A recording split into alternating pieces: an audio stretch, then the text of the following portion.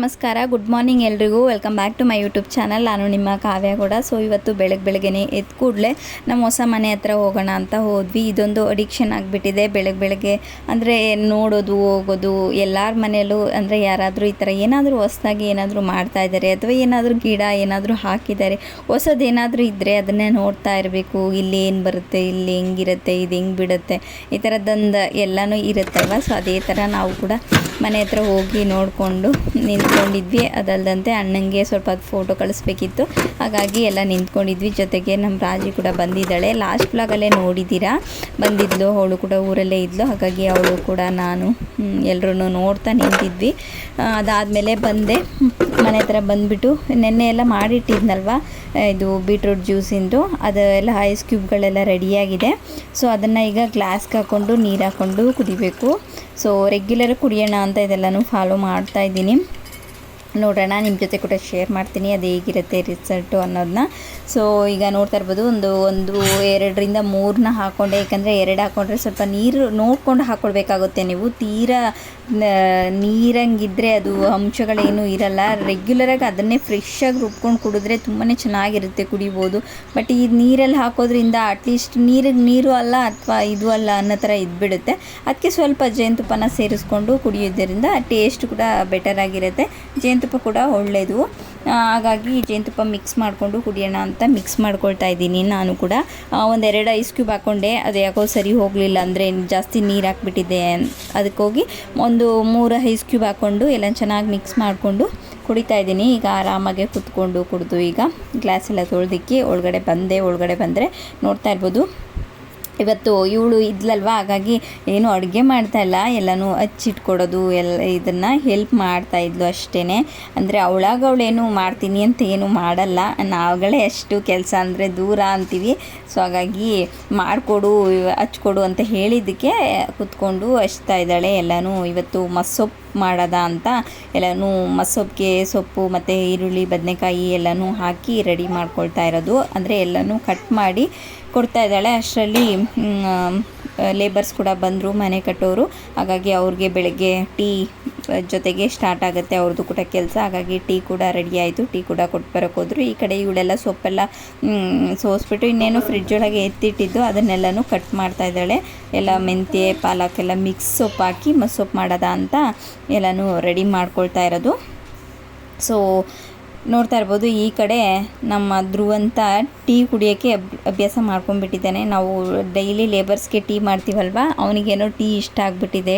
ಹಾಗಾಗಿ ನಾನು ಸ್ವಲ್ಪ ಟೀ ಕುಡಿತೀನಿ ಅಂದ್ಕೊಂಡು ಈ ರೀತಿ ಗ್ಲಾಸಲ್ಲಿ ಇಟ್ಕೊಂಡು ಸುಡೋದನ್ನ ಕುಡಿಯೋಕ್ಕೆ ಬರಲ್ಲ ಅವನಿಗೆ, ಸ್ವಲ್ಪ ಆರಬೇಕು. ಹಾಗಾಗಿ ಈ ಅವತಾರಗಳನ್ನೆಲ್ಲ ಆಡ್ತಾ ಇದ್ದಾನೆ. ನೋಡ್ತಾ ಇರ್ಬೋದು ಏನೆಲ್ಲ ಮಾಡ್ತಾ ಇದ್ದಾನೆ ಅಂತ. ಸೊ ಹಾಗೆ ಅವಳು ಆ ಕಡೆ ತರಕಾರಿ ಎಲ್ಲ ಹಚ್ಕೊಳ್ತಾ ಇದ್ಲು, ರೆಡಿ ಮಾಡ್ತಾಯಿದ್ಲು ಸಾಂಬಾರೆಲ್ಲ ಮಾಡಲಿಕ್ಕೆ. ಈ ಕಡೆ ಇವನು ಕೂತ್ಕೊಂಡು ಟೀ ಎಲ್ಲ ಕುಡಿತಾ ಇದ್ದ. ಸೊ ನೋಡ್ತಾ ಇರ್ಬೋದು, ನಾವು ಮಸ್ಸೊಪ್ಪಿಗೆ ಈ ಥರ ಬೇಳೆ ಮತ್ತು ಜೊತೆಗೆ ಮೊಳಕೆ ಹುಳ್ಳಿಕಾಳನ್ನ ಮೊಳಕೆ ಕಟ್ಟಿರ್ತೀವಿ. ಈ ಥರ ಬೇಳೆ ಸಾಂಬಾರಿಗೆ ಮತ್ತು ಮಸ್ಸೊಪ್ಪಿಗೆ ಮಸ್ಕಾಯಿ ಈ ಥರದ್ದೆಲ್ಲ ಸಾಂಬಾರಿಗೂ ಆ ಥರ ಒಂದು ಹುಳ್ಳಿಕಾಳು ಮೊಳಕೆ ಕಟ್ಟಿರೋ ಹುಳ್ಳಿಕಾಳು ಹಾಕಿದ್ರೆ ತುಂಬಾ ಟೇಸ್ಟ್ ಚೆನ್ನಾಗಿರುತ್ತೆ. ಸೊ ಹಾಗಾಗಿ ಇದನ್ನು ನಮ್ಮೂರ ಕಡೆ ಎಲ್ಲ ಜಾಸ್ತಿ ಮೊಳಕೆ ಕಟ್ಟಿ ರೆಡಿ ಇಟ್ಕೊಂಡಿರ್ತಾರೆ. ನಮ್ಮ ಮನೆಯಲ್ಲೂ ಅವಾಗವಾಗ ಕಟ್ಟಿ ಫ್ರಿಡ್ಜಲ್ಲಿ ಎತ್ತಿಟ್ಕೊಂಡಿರ್ತೀವಿ. ಈ ಥರ ಸಾಂಬಾರುಗಳಿಗೆಲ್ಲನೂ ಬಳಸಿದ್ರೆ ತುಂಬಾ ಚೆನ್ನಾಗಿರುತ್ತೆ. ಬೇಳೆ ಜೊತೆ ಅದನ್ನು ಹಾಕಿದ್ರೆ ಟೇಸ್ಟ್ ಚೆನ್ನಾಗಿ ಬರುತ್ತೆ. ಸೊ ಅದೆಲ್ಲ ಆಯಿತು. ಅದೆಲ್ಲ ಆದಮೇಲೆ ಇಲ್ಲೇ ಮನೆ ಹತ್ರ ದೇವಸ್ಥಾನಕ್ಕೆ ಹೋಗಿ ಬರೋಣ, ಅಂದರೆ ಗ್ರಾಮ ದೇವತೆ ಇರುತ್ತಲ್ಲ. ಸೊ ಇದನ್ನು ಮಾರಮ್ಮನ ಗುಡಿ ಅಂತ ಹೇಳ್ತೀವಿ ನಾವು. ಇಲ್ಲಿಗೆ ಮಾರಮ್ಮ ಹಬ್ಬದಲ್ಲೆಲ್ಲ ಮಾರಮ್ಮಂಗೆ ಆರತಿ ಮಾಡೋದು ಈ ದೇವಸ್ಥಾನಕ್ಕೆ, ಇದೆ ಮಾರಮ್ಮಂಗೆ. ಸೊ ಇಲ್ಲೇ ಹೋಗಿ ಬರೋಣ ದೇವಸ್ಥಾನಕ್ಕೆ ಅಂದ್ಕೊಂಡು ನಾನು ನಮ್ಮ ಅತ್ತಿಗೆ ಕೂಡ ಹೋದ್ವಿ. ಸಾಯಂಕಾಲದಂಗೆ ಹೋಗ್ಬಿಟ್ಟು ಪೂಜೆ ಎಲ್ಲ ಮಾಡಿಕೊಂಡು ದೇವಸ್ಥಾನ ಹಿಂಗೆ ಹೂವು ಅರಿಶಿನ ಕುಂಕುಮ ಇಟ್ಟು ಬೇವಿನ ಸೊಪ್ಪು ಇಟ್ಟರೆ ನೋಡೋಕ್ಕೆ ಚೆಂದ. ಅದು ದೇವಸ್ಥಾನದಲ್ಲಿ ದೇವ್ರನ್ನ ತುಂಬಾ ಚೆನ್ನಾಗಿ ಅನಿಸುತ್ತೆ, ಸಿಕ್ಕಾಪಟ್ಟೆ ಚೆನ್ನಾಗಿ ಕಾಣಿಸುತ್ತೆ. ದೇವ್ರ ಕಳೆ ಅನ್ನೋದು ಅದನ್ನೇ.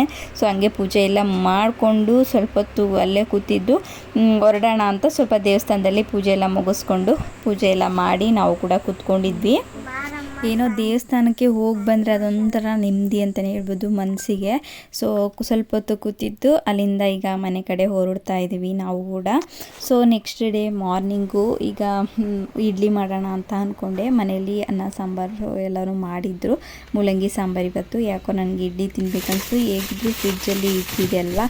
ಸೊ ಹಾಗಾಗಿ ಇಡ್ಲಿ ಹಾಕ್ಕೊಂಡು ತಿನ್ನೋಣ ಅಂದ್ಕೊಂಡು ಹಿಟ್ಟೆಲ್ಲ ತೆಗೆದು ಹೊರಗಡೆ ಇಟ್ಕೊಳ್ಳೋಣ ಅಂತ ಇಟ್ಕೊಳ್ತಾ ಇದ್ದೀನಿ. ಅಂದರೆ ಅದೇ ಈ ಥರ ಏನಾದರೂ ಒಂದು ಇದ್ದಾಗ ಈಸಿ ಆಗುತ್ತೆ. ಏನಾದರೂ ತಿನ್ಬೇಕನ್ನಿಸ್ದಾಗ ದೋಸೆನೋ ಇಡ್ಲಿನೋ ಆ ಥರ ಏನಾದರೂ ಮಾಡ್ಕೊಂಡು ಈಸಿಯಾಗಿ ಪಟ್ಟನ ಗೊತ್ತು 10 ನಿಮಿಷಕ್ಕೆ ತಿಂದ್ಬಿಡ್ಬೋದು. ಏನಾದರೂ ಊಟ ಬೇಡ ಆ ಥರ ಸಾಂಬಾರು ಇಷ್ಟ ಆಗಿಲ್ಲ ಅಥವಾ ಊಟ ಅದು ಮಾಡೋಕ್ಕಾಗಲ್ಲ ಅಂತ ಅಂದಾಗ ಈ ಥರ ಮಾಡ್ಕೊಂಡು ಬಿಡ್ಬೋದು. ಹಾಗೆ ನಾನು ಕೂಡ ಹಿಟ್ಟೆಲ್ಲ ಹೊರಗಡೆ ತೆಗೆದಿಟ್ಕೊಳ್ಳೋಣ ಅಂತ ತೆಗೆದಿಟ್ಕೊಳ್ತಾ ಇದ್ದೀನಿ. ಈಗ ಏನಂದರೆ ಕೆಲಸ ಬೇರೆ ನಿಲ್ಲಿಸಿದ್ದಾರೆ ಮನೆ ಕಟ್ಟೋದು, ಹಾಗಾಗಿ ಈಗ ಇವತ್ತು ಯಾರೂ ಬಂದಿರಲಿಲ್ಲ. ಹಾಗಾಗಿ ಇಡ್ಲಿ ಹಾಕ್ಕೊಂಡು ತಿನ್ನೋಣ ಅಂತ ಬೆಳಗ್ಗೆ ಇಡ್ಲಿಗೆ ರೆಡಿ ಮಾಡ್ಕೊಳ್ತಾ ಇದ್ದೀನಿ. ಕುಕ್ಕರೆಲ್ಲ ಇಟ್ಕೊಂಡೆ, ನೀರು ಹಾಕಿ ಕಾಯಿಲಿ ಸ್ವಲ್ಪ ಹೊತ್ತು ಅಂದ್ಕೊಂಡು ಅಷ್ಟರಲ್ಲಿ ಹಿಟ್ಟು ಸಿಕ್ಕಾಬಟ್ಟೆ ಬಿಸಿಲಿರೋದ್ರಿಂದ ಸಿಕ್ಕಾಬಟ್ಟೆ ಹುಳಿ ಬರ್ತಾಯಿದೆ. ಫ್ರಿಡ್ಜಲ್ಲಿಟ್ಟರೂ ಕೂಡ ಹುಳಿ ಆಗ್ತಾಯಿದೆ ಹಿಟ್ಟು, ಅಷ್ಟು ಇದಾಗಿಬಿಟ್ಟಿದೆ ಬಿಸಿಲು ಹೀಟು ಉಷ್ಣ ಥರ. ಹಾಗಾಗಿ ಮೇಲ್ಗಡೆ ನೀರೆಲ್ಲ ಬಂದಿರುತ್ತಲ್ಲ ಅದನ್ನೆಲ್ಲ ಚೆಲ್ಬಿಟ್ಟು ಹಿಟ್ಟು ಮಾತ್ರ ಹಾಗೆ ಇಟ್ಕೊಂಡು ತಿರುಕೊಳ್ತಾ ಇದ್ದೆ. ಚೆನ್ನಾಗಿ ಮಿಕ್ಸ್ ಮಾಡಿ ಇಟ್ಕೊಂಡೆ. ಅದಾದಮೇಲೆ ಕುಕ್ಕರೊಳಗೆ ನೀರು ಹಾಕಿ ಇಟ್ಬಿಡೋಣ ಕಾಯಿಲಿ. ಅಷ್ಟರಲ್ಲಿ ನಾನು ಇಡ್ಲಿ ಪ್ಲೇಟ್ಗಳನ್ನ ತೊಗೊಂಡು ಇಡ್ಲಿ ಹಿಟ್ಟನ್ನ ಹಾಕಿ ಇಟ್ಬಿಡೋಣ ಅಂದ್ಕೊಂಡು ಕುಕ್ಕರ್ಗೆ ನೀರು ಹಾಕಿ ಜೊತೆಗೆ ಹುಣಸೆಹಣ್ಣು ಹಾಕಿ ಇಡೋಣ ಕಾಯಿಲಿ ಅಷ್ಟರಲ್ಲಿ ಅಂತ ಇಡ್ತಾ ಇದ್ದೀನಿ. ಸೊ ಸ್ವಲ್ಪನೇ ಒಂದೇ ಟೈಮ್ ಮಾಡೋದ್ರಿಂದ ಸ್ವಲ್ಪನೇ ನೀರು ಹಾಕಿ ಇಟ್ಟೆ. 1-2 ಪ್ಲೇಟ್ ಇಡೋದು, ಜಾಸ್ತಿ ಏನಿಲ್ಲ. ಈಗ ನೋಡ್ತಾ ಇರ್ಬೋದು ಹಿಟ್ಟೆಲ್ಲ ರೆಡಿಯಾಗಿದೆ. ಚೆನ್ನಾಗೇ ಇತ್ತು, ಬಟ್ ಏನಂದರೆ ಜಾಸ್ತಿ ಹುಳಿ ಬಂದುಬಿಟ್ಟಿತ್ತು.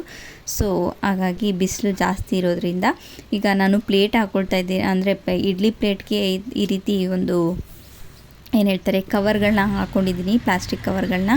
ಬಟ್ ಕವರ್ಗಳು ಹಾಕೋದು ಅಷ್ಟು ಹೆಲ್ತ್ಗೆ ಒಳ್ಳೆಯದಲ್ಲ. ಬಟ್ ಕವರ್ ಯೂಸ್ ಮಾಡಬಾರ್ದು. ಬಟ್ಟೆಗಳನ್ನ ಇದ್ದರೆ ಹಾಕ್ಕೊಳ್ಬೋದು, ಬಟ್ ಅದೇ ನಾನಿಲ್ಲಿ ಕವರ್ನ ಯೂಸ್ ಮಾಡ್ತಾಯಿದ್ದೀನಿ. ನಾನು ಯಾವುದೇ ರೀತಿ ಕೆಳಗಡೆ ಅಂದರೆ ಸೈಡಲ್ಲಿ ಇದಕ್ಕೆ ತೆಗಿಲ್ದಂತೆ ಎಲ್ಲನೂ ಸೈಡಲ್ಲಿ ಕಟ್ ಮಾಡಿಕೊಂಡು ಎಡ್ಜಸ್ಟ್ಗಳನ್ನ ಹಾಕ್ಕೊಳ್ತಾ ಇದ್ದೀನಿ. ಹಿಟ್ಟುಗಳನ್ನ ಎಣ್ಣೆ ಹಚ್ಕೊಂಡು ಈಸಿಯಾಗಿ ತೆಗಿಬೋದು ಅನ್ನೋ ಕಾರಣಕ್ಕೆ ಈ ರೀತಿ ಇಟ್ಟೆ ಅಷ್ಟೇ. ಬಟ್ ಕವರ್ ಬಳಕೆ ಒಳ್ಳೆಯದಲ್ಲ ನಮ್ಮ ಹೆಲ್ತ್ಗೆ. ಸೊ ಅದಾದಮೇಲೆ ಅದನ್ನು ವಿಜಿಲೆಲ್ಲ ಅಂದರೆ ಅದನ್ನು ಇಟ್ಬಿಟ್ಟು ಗ್ಯಾಸೆಲ್ಲ ಸ್ಟವೆಲ್ಲ ಆನ್ ಮಾಡಿಕೊಂಡು ನಾನು ಸ್ವಲ್ಪ ಪಾತ್ರೆಗಳೆಲ್ಲ ಎತ್ತಿಟ್ಕೊಳ್ಳೋದು.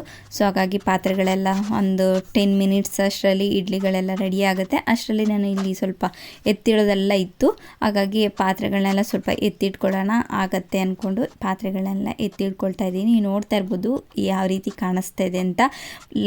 ಮೊನ್ನೆ ಇನ್ನೂ ಅಷ್ಟು ಡೀಪಾಗಿ ನೀಟಾಗೆಲ್ಲ ಕ್ಲೀನ್ ಮಾಡಿ ಎತ್ತಿಟ್ಟಿದೆ. ಇವತ್ತು ನೋಡ್ಬೋದು ಯಾವ ರೀತಿ ಇದೆ ಅಂತ.